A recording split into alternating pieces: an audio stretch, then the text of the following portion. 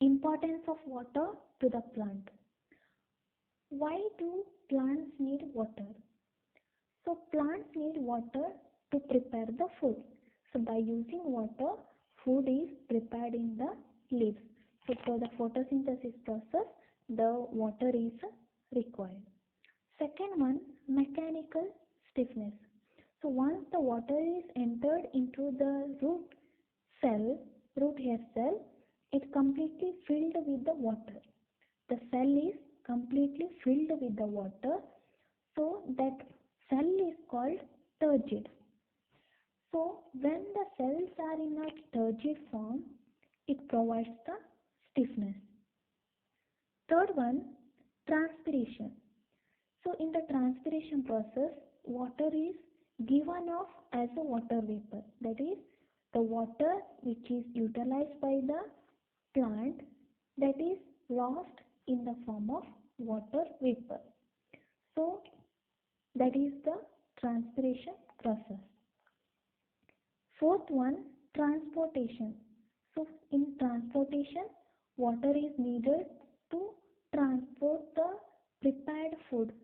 The prepared food that is in the leaves, the food is prepared, that must be transported, or it must be given to all the parts of the plant, so that water is used to transport the food from the leaves to all the parts of the plant.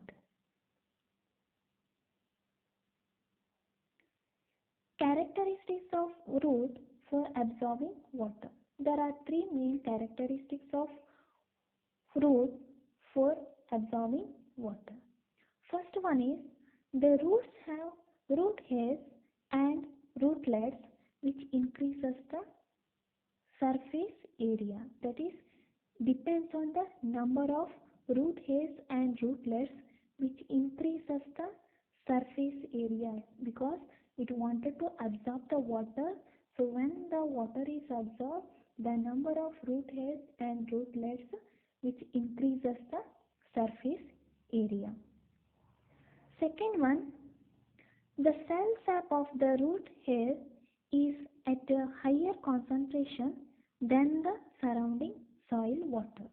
So here the concentration of cell sap inside the root hair is higher than the outside the root hair, that is in the soil water. So water which moves from the higher concentration to the lower concentration, that is from outside to the inside the root hair cell. Third one, the cell wall of the root hair is thin. So the cell wall, the cell has two layers, cell wall and cell membrane. The outermost layer is cell wall.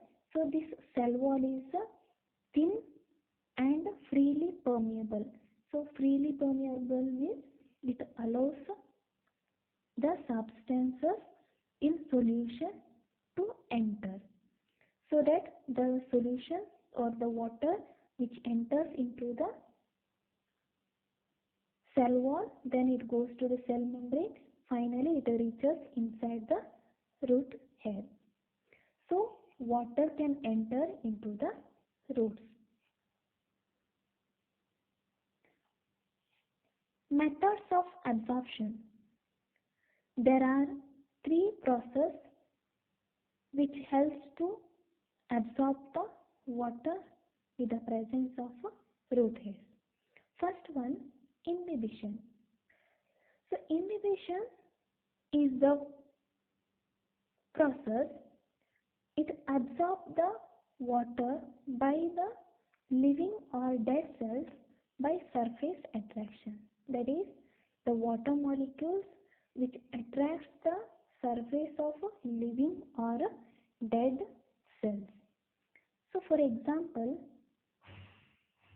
when the seeds are soaked in water,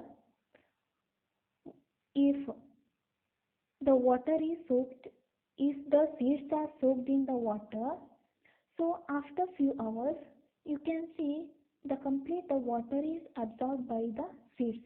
So water is entered into the seed and it burst.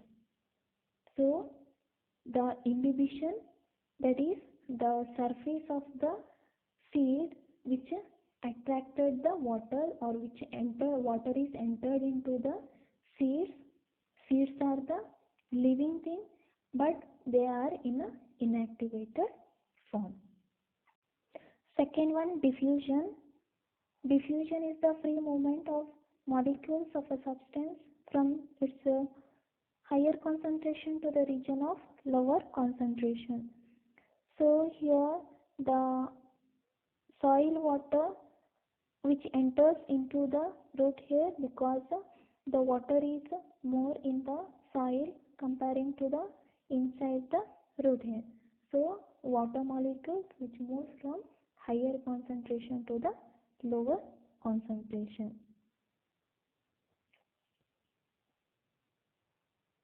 Third one, osmosis. Osmosis is the diffusion of the water molecules from a region of dilute solution to a region of concentrated solution through a semi-permeable membrane.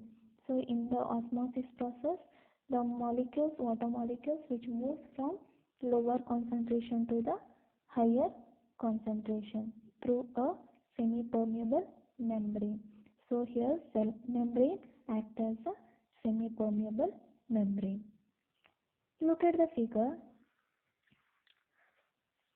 So there are water molecules and sugar molecules. So only the water molecules will passes through this semi-permeable membrane, but the sugar molecules cannot pass through these pores. So the molecules which move from the lower concentration to the higher concentration through a semi-permeable membrane. Next one, active transport. In active transport, the concentration of the mineral ion is low. That is, the active transport, especially it is used for to transport the mineral ions. But the mineral ions directly it will not passes through